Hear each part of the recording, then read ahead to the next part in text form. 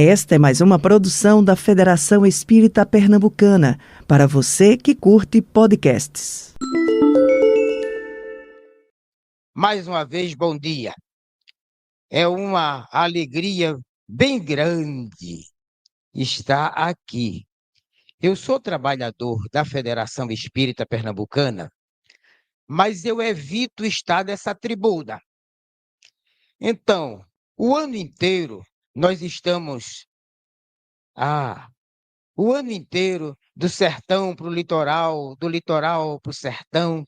E como já passo o ano inteiro no pátio, então eu evito esse honroso lugar. E depois da conversa ontem da Ednar, da Sônia, falando da responsabilidade de estar aqui, Ednar sentindo borboletas no estômago, Sônia sentindo as pernas fracas. Imagina eu, um simples Zé. Mas a nossa conversa de hoje pela manhã, de alguma forma, o nosso presidente Washington já começou na segunda-feira. Nós vamos aproveitar hoje para conversar um pouquinho sobre esse percurso da nossa casa, percurso da Federação Espírita Pernambucana. E, para iniciar essa conversa, eu quero, então, partir de um texto publicado por Allan Kardec na Revista Espírita em 1862. Prestem atenção a esse texto. Ele diz assim: devido às minhas relações, naturalmente possuo a respeito história do Espiritismo, os documentos mais numerosos e autênticos que existem, pois pude acompanhar a doutrina em todo o seu desenvolvimento, observar-lhe as peripécias todas, como prever-lhe as consequências. Para o homem que estuda esse movimento, a evidência final é que o Espiritismo marcará uma fase na humanidade. E aí vem o trecho que eu considero muito mais importante. É, pois, necessário que, de futuro, se saiba das vicissitudes que teve que atravessar, os obstáculos encontrados, quais os inimigos que tentaram inutilizá-lo, de que armas se serviram para o combater. Importa também saber por que meio pôde triunfar e quais as pessoas que, por seu zelo, devotamento, abnegação, terão contribuído para a sua propagação. Aqueles cujos nomes e atos merecem ser assinalados para o reconhecimento da posteridade. É um dever que me impus, terão seus nomes escritos nas minhas fichas. Enquanto Kardec trabalhava na elaboração da doutrina, ele não perdia de vista também a construção da história da doutrina, falar do percurso dela, registrar, então, todos os acontecimentos, para que no futuro as pessoas tivessem conhecimento desse processo, quem sabe, talvez, para não cometer os mesmos erros do passado. Onde é que nós, ou como edificamos o reino de Deus? Não há nenhuma outra maneira de edificar o reino de Deus senão vivendo em existência material, aprendendo com a existência material e voltar com histórias melhor para contar. Estamos aqui para nos ligarmos à matéria, compreendê-la, compreender quem somos, por que estamos aqui, qual a nossa destinação e voltar, tirar então dessa experiência material o que dela transcende. É assim que se implanta o reino de Deus no coração de cada um de nós. Então, tenho a paciência um pouquinho, minha dirigente, tome conta ali do horário e me dê os 40 minutos, está certo assim? Veja isso. Então, estão percebendo essa fotografia? Ela é uma fotografia do a diretoria do cinquentenário da federação. Seu Lírio, Dona Beatriz, Dona Dulce Farias, seu Holmes, Dona Maria Lima, a mãe de Hermane. Essa diretoria é emblemática, porque exatamente no momento muito difícil da federação, muito difícil, Deus, na sua infinita misericórdia, juntou naquele momento essas pessoas para que juntos refletissem e corrigissem o percurso, refletisse sobre o passado de 1904 até 1954 e, a partir daí, acertasse o passo. Na direção estava um homem firme chamado seu Lírio Ferreira. Ele assumiu a direção logo depois do desencarne do Djalma Farias. Seu Holmes Vicente, que assumiu lá para 1965, ele dizia, há um depoimento dele gravado que dizia assim, as pessoas às vezes vinham me falar do Lírio, dizia assim, Holmes, eu gosto muito das pregações do Lírio, mas ele é muito exigente, é muito duro. Ele quer que o espírita seja cumpridor de todas aquelas coisas tão difíceis. Era exigente. E dizia até assim: Lírio se assemelha a um coco seco, duro. Holmes olhou para a pessoa e disse: Você tem razão. Ele parece um coco seco, mas quando a gente abre, é aquela alvura, aquela doçura. Assim era esse homem, Lírio Ferreira. É ele, então, que constrói e fala, naquele momento do cinquentenário da Federação, ele recompõe ali uma memória do percurso da casa. Entre nós, a ideia de preservação da memória, do guardar documento, é recente. Ah, isso é história de encrenca, joga fora. É livro velho, joga fora. Então, a ideia da construção da memória, e essa memória como primeiro passo de elaboração da história, é coisa recente. Então, o Lírio, no seu primoroso discurso de 1954, ele começa evocando e lançando mão da memória histórica da FEB, publicada em 1904, por ocasião do aniversário do nascimento de Allan Kardec. E ele pinça ali, então, trecho deste discurso. Um deles diz assim, essa é a memória da FEB, em comemoração ao aniversário de Allan Kardec, se referindo, então, ao movimento espírita em Pernambuco.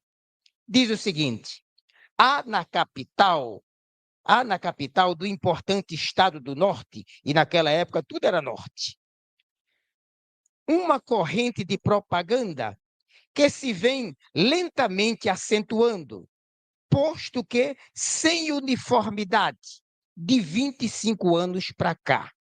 O núcleo de adepto é extenso, faltando-lhe apenas coesão e unidade de vistas. Ou seja, havia um movimento intenso.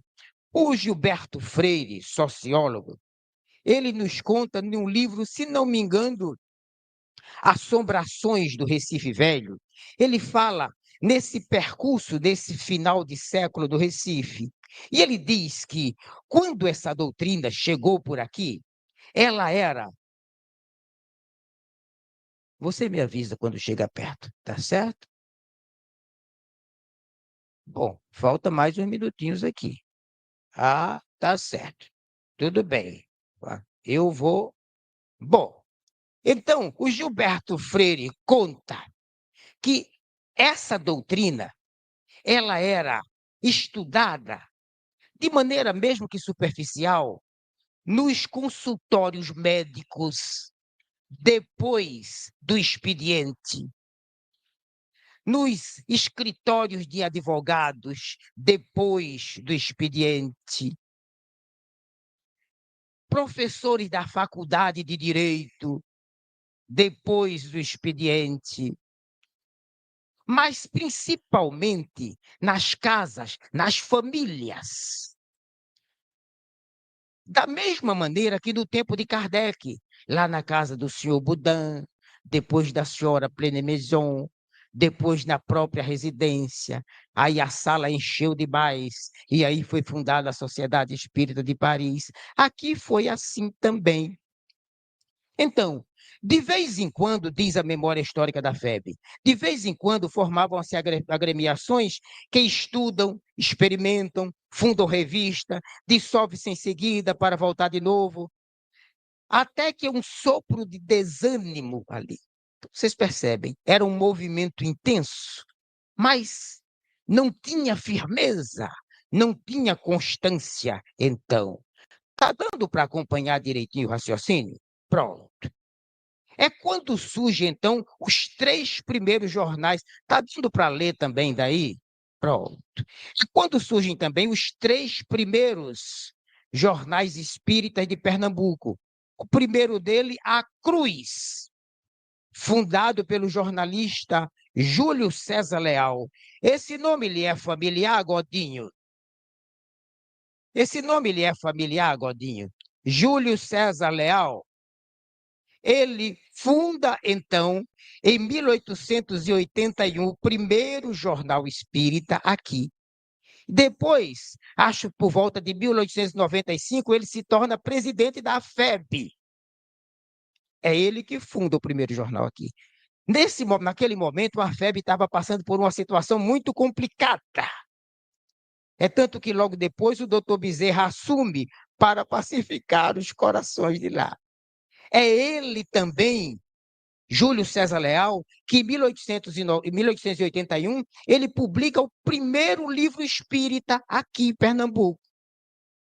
Depois, e olha o fim do jornal. O fim desse jornal é a explicação dos evangelhos de Jesus Cristo em todas as suas partes por meio do Espiritismo. Há um escritor pernambucano chamado Luiz do Nascimento, escreveu História da imprensa em Pernambuco. O Arquivo Público tem uma coleção enorme de jornais. Fantástica essa coleção. E todos esses jornais espíritas do final do século XIX, início do século XX, estão todos lá. Depois surge o Espírita, em 1895, cujo fundador era Emílio João Paulo Ribeiro. Esse já compreende a doutrina espírita também como forma de combater os preconceitos sociais. Esse João Emílio ia para frente da igreja do Santo Antônio, ali, quando a multidão ia chegando, para falar de doutrina espírita. Provocava. Depois surge o Guia, em 1899, cujo destinação, lá do capítulo da revista, era guiar a humanidade nos caminhos da luz e divulgar os fenômenos espíritas. São exatamente esses jornais que dão notícia dos primeiros centros espíritas criados, então, em Pernambuco. A Associação Espírita Deus e Caridade dos Aflitos, aqui pertinho, em agosto de 1894, e em 1895 é nomeada a primeira diretoria. Olha a evolução. Os centros em casas, em consultórios médicos, depois funda-se o Centro Espírita, e esse já tinha até diretoria. Também o guia anuncia o Centro Espírita Pernambucano e o Grupo Espírita Fraternidade.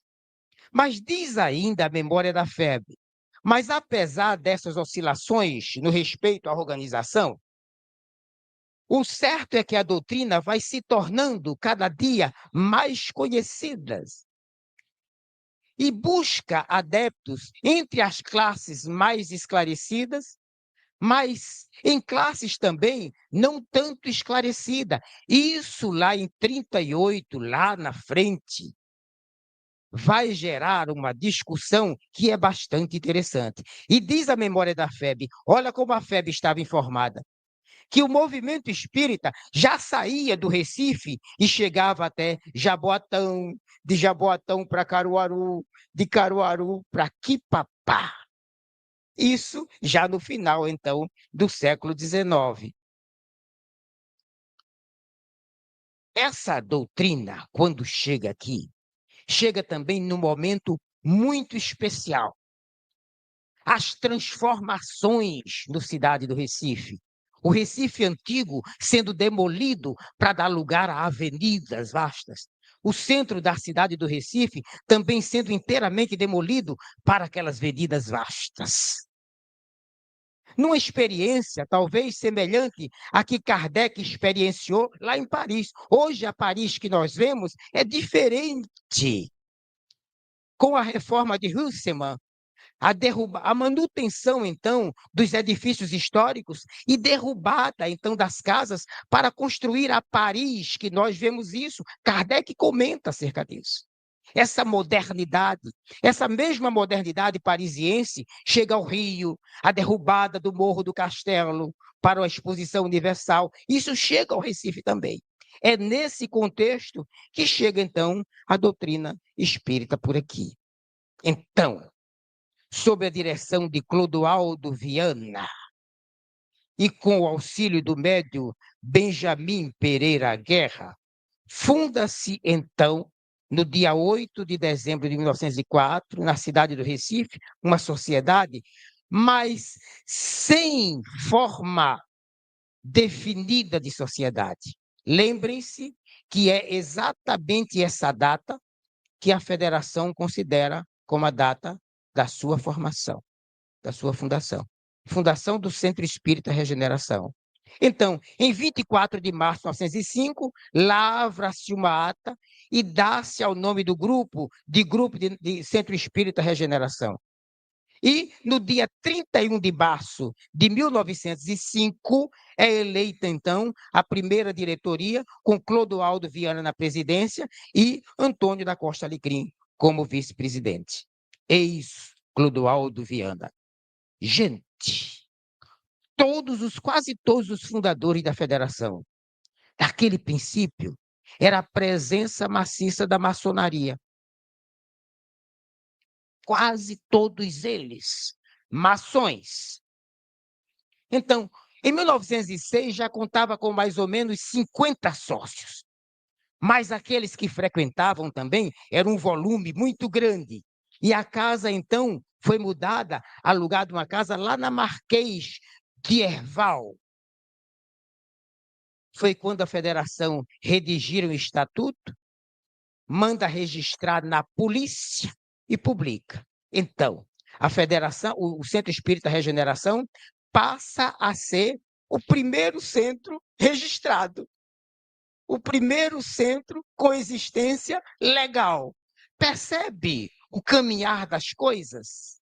Desde os consultórios, a casa das pessoas, funda-se outro centro espírita, com diretoria, mas sem registro. É exatamente o Centro Regeneração, o primeiro registrado. Foi só registrar o centro que a coisa ficou feia. A competição entre os sócios. O Centro Espírita Regeneração passou por grande dificuldade. Por um lado, a pouca fé dos adeptos, por outro, o meio hostil à doutrina. Clodoaldo Viana ficou praticamente sozinho, cuidando das coisas. Isso nos faz lembrar a mesma coisa que aconteceu com Allan Kardec, está lá em Obras Póstumas. Kardec, comentando a criação da Sociedade Espírita em Paris, ele diz: a sociedade foi um foco contínuo de intrigas, urdidas por aqueles mesmos que se diziam por mim, e que, fazendo cara boa perto de mim, me dilacerava por trás. Não conheci repouso. Mais de uma vez sucumbi sob o excesso do trabalho. A minha saúde foi alterada e minha vida comprometida. É fácil ser presidente do centro e presidente da FEB.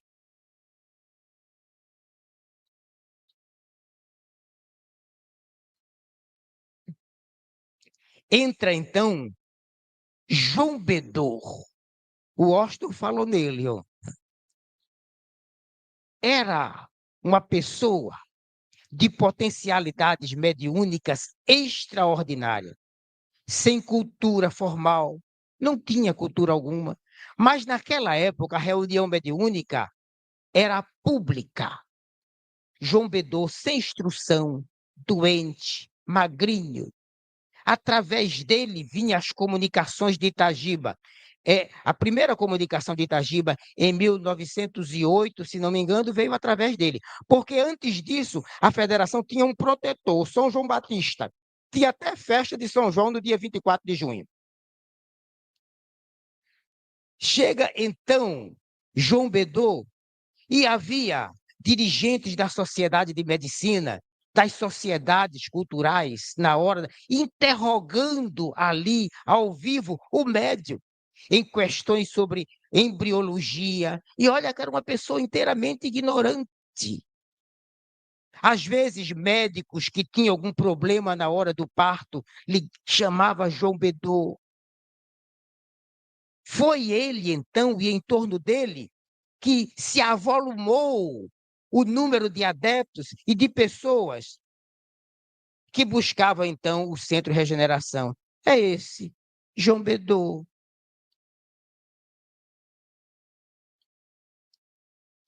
Em junho de 1906, um português sócio da federação chamado Pedro Drable funda, então, a primeira revista do Centro de Regeneração, o Aurora Espírita. Um jornal extraordinário. Comentava as coisas do dia a dia, vendo sempre de um ponto de vista espírita. Nele, houve um auto de fé em Pernambuco, em Caruaru. Saindo da cidade, revistas, jornais, revistas protestantes, mas uma quantidade enorme de material espíritas, livros, revista. Isso em 1906. Frei Agostinho de Pedávoli confisca esses livros, levam os fiéis para frente da matriz de Caruaru e toca fogo em praça pública. Num sermão, então, contra a doutrina espírita. Então, Pedro W., que divulga, então, tudo aquilo que se sucedia em torno deste auto de fé de Caruaru. Era, então, ele sócio do Centro Espírita Regeneração. Tempos depois, encerra-se as atividades do Aurora Espírita. Só voltando um pouco, o Pedro W. e outros trabalhadores da federação tinha o trem que saía em direção à Paraíba, lá por Timbaúba, o trem que ia para Limoeiro, o trem que ia para Caruaru, e saía então caravanas da federação interiorizando a doutrina espírita. Nesse início de século XX, há muitas histórias em torno disso. Então, Manuel Arão de Oliveira Campos funda, então, a revista A Verdade, que se torna, então, o órgão oficial da federação. Veicula, muitas vezes, propostas sobre unidade doutrinária em conformidade com o que já era proposto pela Federação Espírita Brasileira, isso em 1908. Nessa época, já havia espírito de equipe presente entre os adeptos, que faziam a direção da sociedade, uniam-se então em caravanas e saíam então pelo estado inteiro. Tudo bem até aqui? Na reunião de dezembro de 1914, Clodoaldo Viana, então, dá notícia de uma comunicação mediúnica vinda através de João Bedô com Itagiba, dizendo assim: olha, esse Centro Regeneração, que já foi criado desde 1904 para orientar o movimento espírita, porque em 1904, quando ele foi criado, outros núcleos espíritas já buscavam o Centro Regeneração para se associar a ele e vir buscar aqui as instruções necessárias para se formar, então, outros centros espíritas pelo interior. Então, desde o início das coisas, desde 1904, o Centro Regeneração já tinha todo um papel de federativa. Então, a 7 de março de 1915, o Centro Regeneração torna-se Federação Espírita Pernambucana, com adesão do Centro Esperança e Luz, Centro Fé, Esperança e Caridade, Centro Amor ao Progresso, Grupo Deus, Amor e Luz, e o Centro Humildade, ex-Manuel Arão. Maçom também, grau máximo da maçonaria, uma obra extraordinária, era membro da Academia Pernambucana de Letras, uma primeira edição do claustro dele, onde ele, baseado num fato real, fala então de um romance entre um frade e uma pessoa, uma jovem, que era integrante da igreja onde ele trabalhava. Porque naquela época era um embate muito grande nos jornais, a doutrina espírita buscando ali o seu lugar na sociedade, aquela luta, né? Os debates nos jornais. Da mesma maneira que lá no Sul, com Carlos Embaçaí, com Leopoldo Machado, mas aqui também com Manuel Arão, né? Esse embate nos jornais, mostrando a visão da doutrina espírita acerca das coisas. Então, para quem ver a história da federação, o Centro Regeneração se tornando federação em 1915, olha o que Lírio Ferreira diz. A Federação Espírita Pernambucana é, na verdade, o próprio Centro Espírita Regeneração, com um raio de ação mais amplo e compatível com o caráter da nova organização. É por isso que comemoramos, então, os 120 anos da Federação, a partir daquele 1904, quando na casa de Clodoaldo Viana, porque o Centro Regeneração andou por lugar diverso. O Valdec, ex-presidente da casa, dizia que houve uma época em que ele morava em Afogados. E aí pegava o bonde em Afogados para ir para o centro, para ir para a Federação, lá na Rua da Concórdia. E de Afogados, lá para a Rua da Concórdia, nós passamos por um caminho longo. Hoje não é um caminho muito bonito, não. Há muita ruína, que é a Rua Imperial. Ali. Então saía de Afogados, Rua Imperial toda. No final da Rua Imperial tem a Praça Sérgio Loreto, depois Rua da Concórdia. E lá num prédiozinho, onde hoje é o Bradesco, ficava então o Centro Regeneração.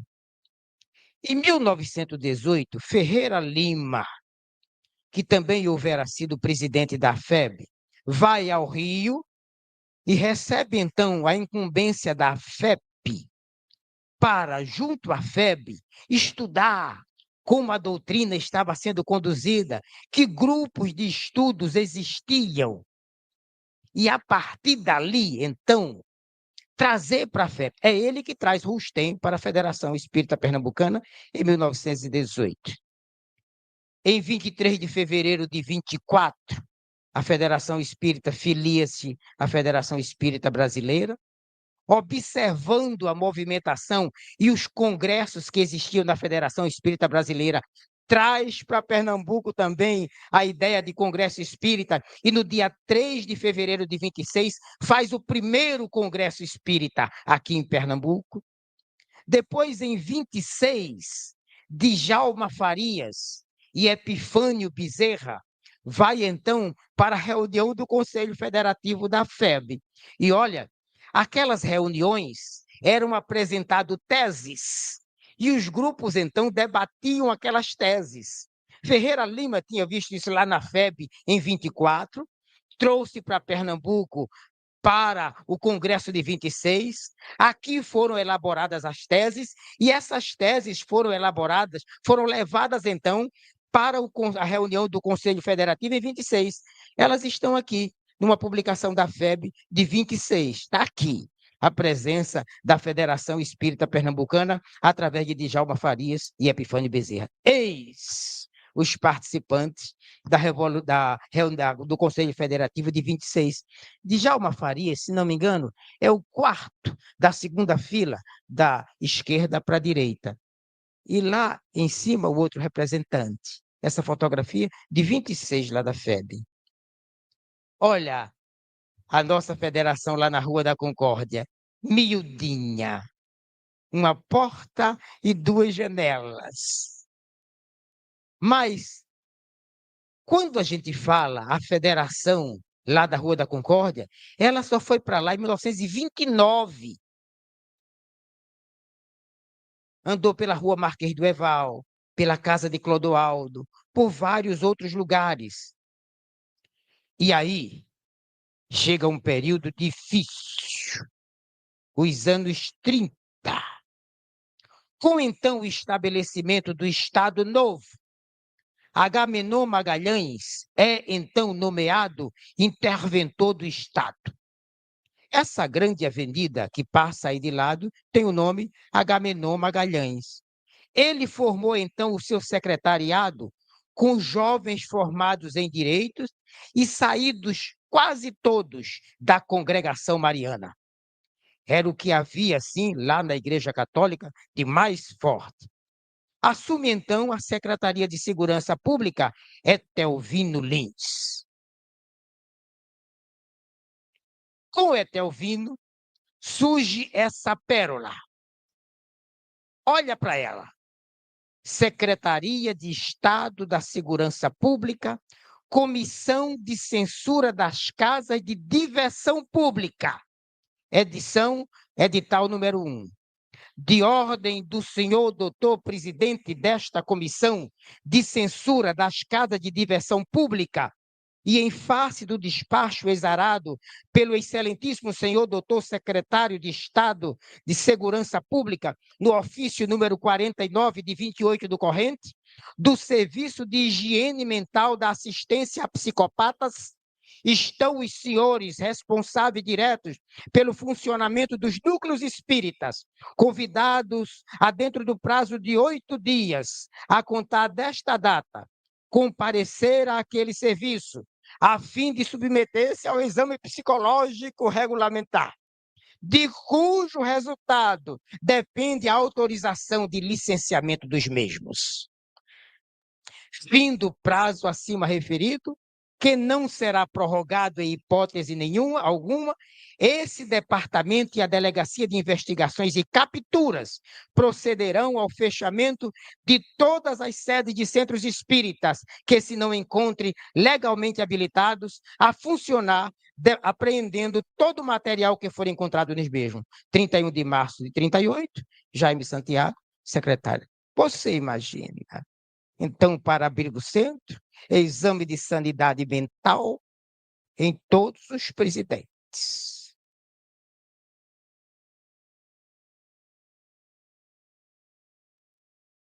E aí, houve tolerância? E aí tem uma questão séria. Houve tolerância, então, com as sociedades frequentadas pelas pessoas elitizadas. Mas com os centros dos bairros, a coisa ficou feia. É aí que, nesse instante, um ex-presidente da FEB, O Ferreira Lima funda, então, a Liga Espírita Suburbana, em 38, que se encarrega exatamente da defesa dos centros espíritas. E aí, em 38 ainda, sai a Portaria 1005, licenciamento por esta secretaria. Olha, Portaria 1005, de 26 de agosto de 38, Etelvino Lins de Albuquerque. Condições gerais de funcionamento de centro espírita. Licenciamento por esta secretaria, processado pela Comissão de Censura das Casas de Diversões Públicas, filiação a uma federativa. Era como se, de alguma maneira, o Estado, para controlar, então, o movimento espírita, quisesse usar, então, a federativa. Funcionamento em prédio apropriado em seus fins e vistoriado convenientemente. Finalidade prevista em estatuto devidamente aprovado. Atestado de residência e de boa conduta civil e moral da autoridade distrital e quitação da taxa de licença e vistoria. Após, então, o desencarne de Djalma, assume, então, Lírio Ferreira, né? Foi a ele, a Lírio Ferreira, que coube, então, trazer a Federação Espírita da Rua da Concórdia para a Avenida João de Barros. Eis o nosso querido Lírio, de paletó pequenininho ali, acompanhando, então, a construção dessa casa. Depois dele, olha a sequência: Clodoaldo Fernandes Viana, Manuel Arão de Oliveira Campos, Eufrásio Cunha, Ferreira Lima, Epifânio Bezerra, Mariano Pontes Teixeira. Mariano foi presidente em 26. Eu conheci Dona Mary Louise Thomas Teixeira, era esposa de Mariano. Ela foi minha professora de datilografia, era o presidente, mas foi também professora de datilografia de Amélia, a esposa de Valdec. Djalma Montenegro de Farias, Augusto Costa, Lírio Ferreira, Holmes Vicenzi, Brás Cardoso Tete, Edson Caldeira, Valdec, Júlio Alves, Carlos Danta, Sônia Arruda, Edna Santos, Maria Cristina Pires, cadê ela? Ali, Maria Cristina Pires, Feijó, Washington, faltou mais alguém? Faltou não, está todo mundo aí. Então, imagina o que é conduzir os destinos dessa casa nas mãos desses homens, educando, orientando, dando os instrumentos necessários de reflexão para as pessoas, ajudando a cada uma delas a construir o reino de Deus na terra a partir de si mesmo, porque a mudança do mundo inteiro ou começa primeiro na gente ou não começa de jeito nenhum.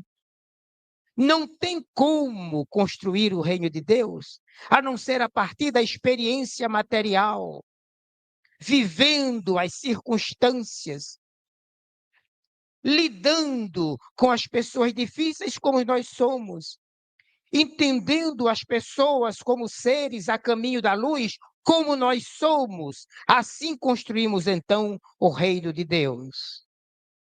E é por isso que Lucas diz em 17:21, o reino de Deus está no meio de nós, vivendo, amando, criando laços, às vezes construindo pontes, às vezes aprofundando abismos. Faz parte, então, do processo. E lá no Vinha de Luz, Emmanuel, através de Chico Xavier, diz: a edificação do reino divino é obra de aprimoramento, de ordem, esforço e aplicação aos desígnios do Mestre, com base no trabalho metódico e na harmonia necessária.